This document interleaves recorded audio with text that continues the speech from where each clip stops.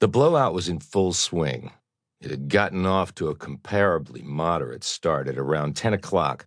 By midnight, boundaries of behavior had begun to wobble under the influence of liquor, controlled substances, and carnality. By now, in the wee hours, any semblance of civilization had been abandoned. More guests than not had discarded articles of clothing. All had thrown off their inhibitions. Rap pounded from speakers discreetly hidden throughout the stately home, making it seem as though the walls themselves were secreting the cacophony. It thumped through the otherwise decorous Buckhead neighborhood. For hours, that precinct of the Atlanta PD had been kept busy taking noise complaint calls.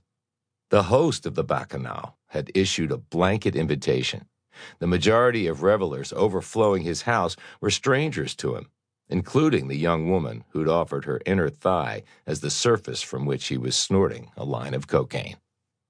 For a while now, the two of them had been lounging on a sofa in a relatively private corner, sharing not only a vial of the white powder, but also a bottle of vodka.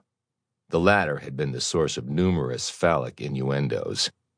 If she'd ever told him her name, he was too stoned to remember. When he'd asked her what she did, as in a vocation, she'd replied, "This." "This?"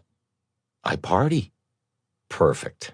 She was here to have a good time, and that happened to be his specialty.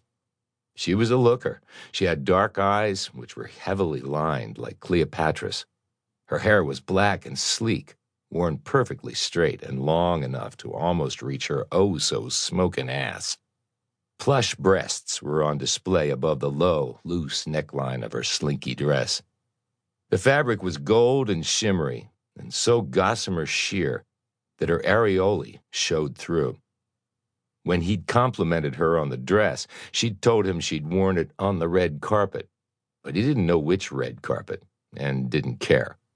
From his vantage point, as he sniffed the remaining cocaine, he enjoyed the view beneath her short skirt all the way up. This girl had a spirit of adventure and no modesty. He inhaled deeply, then sat up, flung his head back, and shouted an obscenity toward the ceiling to express his ecstasy. She giggled and took a drink from the bottle of vodka as she slid her bare foot up his thigh, stopping just short of her toes touching his crotch. "While you were down there, did you peek?" "What do you think?" He grinned. "I'm a naughty boy."